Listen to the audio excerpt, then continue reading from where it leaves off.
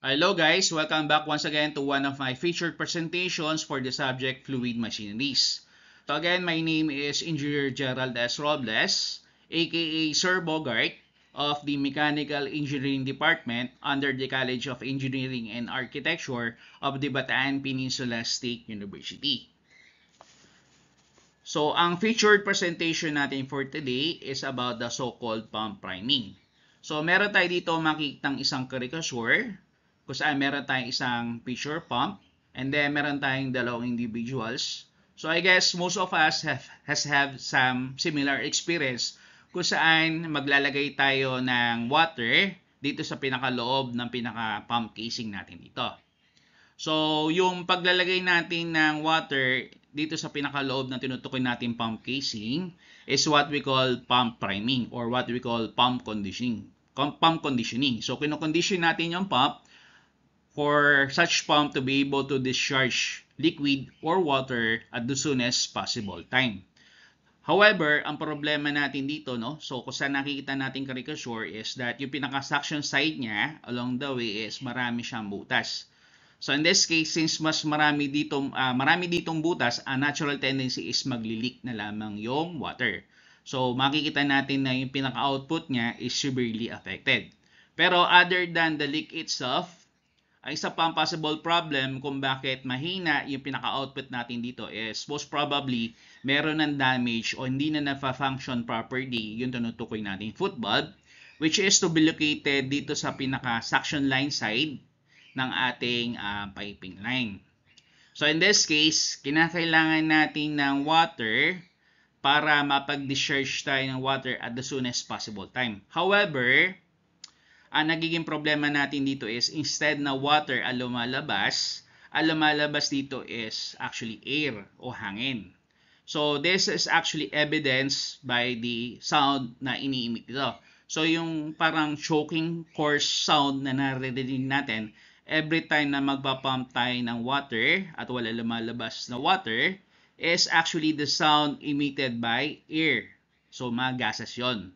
So kinakailangan natin ng water na ipapasok natin dito sa pinakakahan ng tinutukoy natin pump casing para mapag-establish tayo necessary negative pressure para ma-discharge natin completely yung tinutukoy nating hangin. So, ang natural tendency is, until hindi pa natin completely natatanggal yung hangin sa loob ng isang piping system, hindi pa rin tayo continuously mapag-provide o mapag-discharge ng water. So, as soon as na, let's say for example, napag-discharge na tayo ng water continuously, ibig lamang sabihin nito is yung hangin sa loob ng piping line natin has completely been discharged. So, yan. So, what is meant by pump priming? So, once again, ang pump priming is what we call the conditioning of pumps. So, mas common to sa tinutukoy nating centrifugal pumps. Although yung reciprocating as well as rotary types of pumps are also primed at certain conditions. So, pinaprime natin yung pumps. So, such pumps are able to draw in and then discharge liquid at the soonest possible time. So, ang technicality natin dito is ganito. If a pump is able to draw in and then discharge liquid at the soonest possible time, mas nagiging efficient yung pinaka-pump natin, no? As less energy is actually being consumed.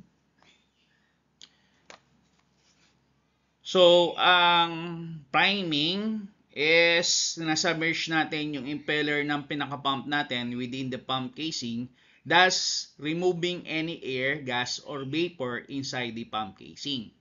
Now, as there is no air involved during the drawing in or drawing out process of the liquid, yung suction pressure being generated during the pump process is at its highest. So, sabihin, mas madali na siya mapag-draw in as well as draw out ng liquid. So this priming process is an initial and then essential step or process before a pump start out or operation to avoid the dry running of the pump. So pag sinabi natin dry running, basically tuyo yung pinaka-inside ng pinaka-pump natin. So if a pump is continuously running without any liquid being discharged, as in dry running, over prolonged periods of time, it may cause an overheat of the pump itself, causing pump failure. So, iba pa yung mababang efficiency as there is continuous consumption of energy. So, which could be in the form of electricity or fuel, pero wala namang output of liquid that is actually being discharged.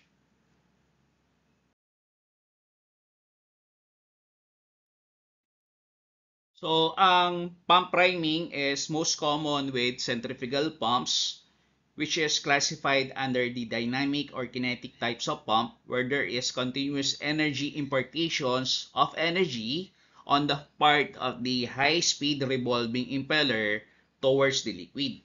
So, continuous yung pagbibigay natin ng energy on the part of the moving liquid as it is actually being acted upon by the high-speed revolving or moving impeller. So this is due basically because of the internal configuration of parts, which is essentially an open or continuous passageway with working clearances not too close. So basically, pag sinabi natin centrifugal pump, dire-diretso lamang yung pasok ng tinutukoy nating liquid.